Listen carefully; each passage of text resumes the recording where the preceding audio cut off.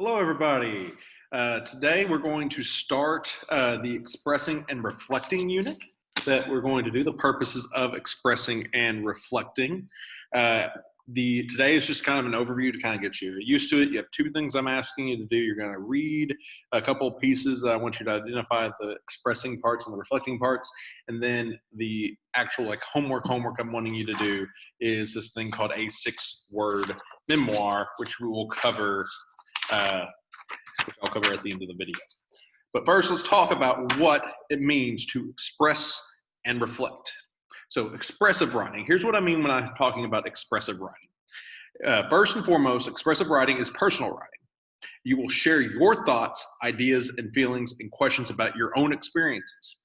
This is usually written from the first person point of view, and you will tell the audience how you feel. Now, first person point of view, you use first person pronouns, I, me, we, us. That's what we're looking for. You don't have to distance yourself. Be a part of the experience. Tell us the part of the experience from your point of view. The best example I gave to kids earlier today was think of a video game like Fortnite, that popular video game, which I know you might not play, but you have to be at least have seen on one of your classmates' computers them playing it. It's third person. It's a third person shooter because you have the camera following the character. First person would be something more along the lines of like a Halo or a Call of Duty, where you're seeing it within the eyes of the character. You don't see the character yourself. You, for a sense, are the character. And that's what you're doing with this. You're sharing your thoughts, ideas, feelings, and questions about an experience that you had, something that you have actually experienced. You're expressing what happened to you. Then reflective writing, though also personal, reflective writing often moves beyond just recounting an experience. Expressive writing recounts the experience. Reflective writing moves beyond an experience and into an exploration of how that particular experience has shaped you. The goal of reflective writing is not to share your final thoughts on the topic.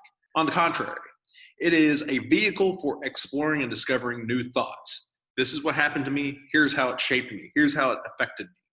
In reflective writing, you often look to the past as a means to looking at the future. So that's what expressing and reflecting is most of the time. In fact, in the examples that you'll look at today, you have to express first before you can reflect. Even whenever whenever you experiment with your writings the next couple days, you have to express first before you can reflect. That is the key. I want you to do both. I want you to express and I want you to reflect, but the expression has to come first and then you can get to the reflecting. Expression is the lower level thinking, kind of like the just telling about what happened. And then the reflecting gets us up into those higher level thoughts. Here's the bigger ideas that are connected to that event that happened. All right, so that is kind of an overview of what it means to express and reflect. The two stories that I have for you are, these are actually essays that I have for you. One is A Mistake That Should Last a Lifetime by Jessie Ann Collins. If this is too small for you to see, you can enlarge it, or you could just type in the title of the essay, which is A Mistake That Should Last a Lifetime by Jess Annie Collins. That is what the essay is. You can find that online. So if you type that in, you can find it and have a big one. She's a professional writer. She writes, at this time, she was writing for the Times Magazine. And so, she references Times Magazine. She was writing for some other publication at the time. But she's a professional writer, and so you can see how she goes about reflecting and expressing. She kind of blends it. Of course, she starts off with expressing and then ends with reflecting and then moves into reflecting. But she'll express a little while, reflect a little while, express a little while, reflect a little while, kind of do this back and forth of how she structures her essay, which talks about her experience with her tattoo. The other one on the back, I'm sorry about the back one, but it's not necessarily as important. The Collins one is the one where you can kind of see someone who is at the top of their game kind of do this. This is actually written by a senior about 10 years ago. Not one of my seniors, but one of Kelly Gallagher's seniors 10 years ago. And it basically kind of shows you another way of doing expressing and reflecting. You don't have to be a professional like Miss Collins to pull it off. You as a high school senior can do this. And the thing you'll notice about hers is she doesn't go back and forth like Collins does. She pretty much spends most of the essay expressing, and then at the very end, she reflects on the impact that she has, that has made on her. Now, I do want you to you don't have to, there's no word count on this one this time. I do want you to tell me how Collins reflects and express and how this student reflects and expresses in their piece. All right, so that's one of the things I want you to do. The thing that I'm taking a grade on will be this, the 6-word memoir.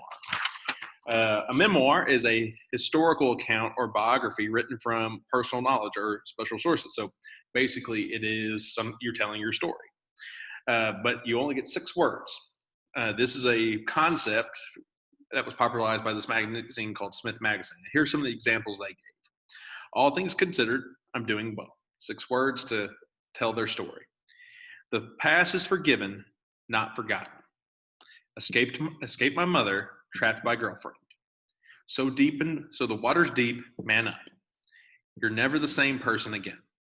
Those are the examples that Smith Magazine came up with. I wrote a couple, me and my wife actually wrote a couple. I wrote most of these, my wife wrote the last one. But here's the ones I came up with. Busy at work, busy at home. Baby doesn't sleep, I love him. Teaching, broadcasting, ag research, then repeat. Master's is done, my education isn't. Paul, Carter, Scout are my babies. That was the one my wife wrote. But you get 6 words, no more, no less. You only get 6. I don't want 5, I don't want 7. I want 6 words. You get 6 words. Tell me your life story. It could be something that happened to you in the past or where your life is right now. You get 6 words to explain that to me. All right, that's your assignment. I'm just looking for 6 words about your life, no more, no less. If you have any questions, email me or jump on office hours tomorrow. We should be back to office hours tomorrow. And until next time, later.